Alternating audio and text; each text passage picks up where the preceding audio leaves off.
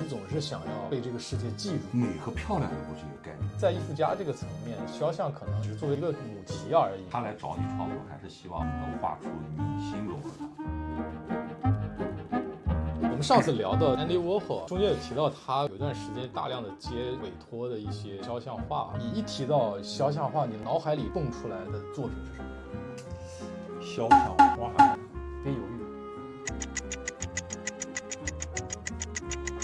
难道不是蒙娜丽莎吗？我一直对蒙娜丽莎其实挺无感。我不是说欣不欣赏，只是说一提到这个东西，你就立刻直接的戴珍珠耳环的少女，梵高的自画像，伦勃朗。可以说没有一个艺术家没画过这种肖像画。肖像画它的魅力在哪？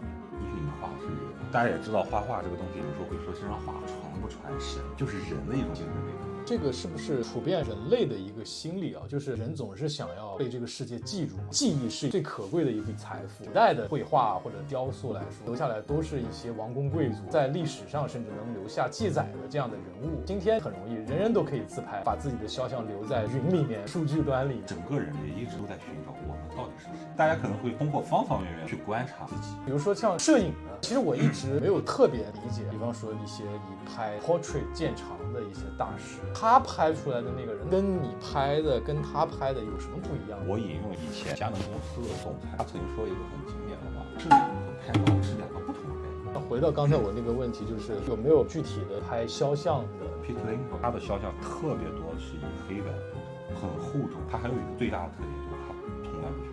当然，他成长发展是在一个胶片的年代，但是他自己坚信这种东西不要去修，因为他本来的样子就是这样，就是我看到的。最经典就是他给 Kate Moss 拍过一个肖像， Kate Moss 当时就是拿了一根烟，可能是在休息的时候拍完之后，当时杂志的编辑实际上是不太高兴的。Kate Moss 应该是很漂亮，干嘛拍她这么疲倦？ Peter Lindbergh 他直接就怼回去，他虽然看上去很疲惫，但是他看上去很美。他就是把这个美的这个维度给它拓展了。美和漂亮也不是一个概念，美就是方向太多了，漂亮可能就比较窄，大家的审美也会变得非常非常的窄。你看不得一些，比如说啊，我举个例子，身材这一块，实际上有一些体型稍微大一点，其实也很美，充满力量感、张力。弗洛伊德的画里边，他画了很多那种很胖的女人，我觉得就挺美的。我们现在讲的审美，更多的是大众意义层面的审美。大众意义层面的审美呢，往往又是充满了偏见，充满了苛责。比如说商业拍摄也好，广告拍摄也好，大概会有一个标准。但是像他们这种创作性的拍摄呢，我认为最宝贵的就是打破那种标准，不确定的那种变量，才会产生创造力。它还有一个很经典的，就是拍过章子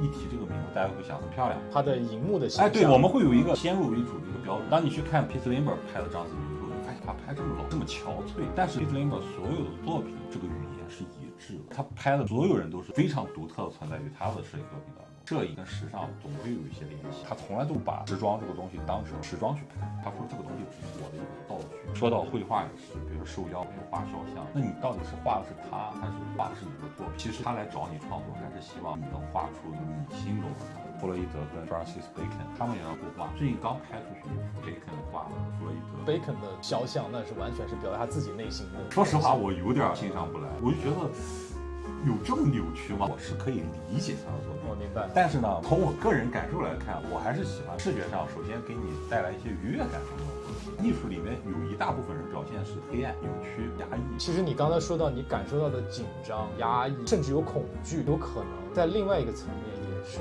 愉悦感的体现。如果你看一个东西是没有感觉的，那说明它是失败了。有一个也是主要以肖像画为表达的中国的当代艺术家叫做毛燕，他长期的有一个主题就是叫做托马斯，就是他的一个外国朋友画他的各种肖像，他的整个画的那种意境啊，包括他用的颜色都是那种灰色、冷色的那种状态，阴郁的、压抑的这样的一种情绪。他的创作都不是100%去还原这个人，都是有2次加工，所以根本就无所谓你画谁，或者说我们一想到肖像画就觉得说哦，你要把人画得像。在艺术家这个层面，肖像可能只作为一个母题而已，表达自己的一个手段而已。时代发展到现在啊，你社交媒体的头像其实也算是你的一个肖像。前段 NFT 上那个事件花了1000多万美金买了一个头像，余文乐不是买了一个 NFT 头像，现在淘宝上已经开始出这个提示了，余文乐 NFT 同款。古典绘画里边为什么有些人画了这么像？其实这里边有一些人是画工很好，还有一些人很会讨巧，他们当时用了那种角孔成像，实际上就是把投影投到画布上去描绘。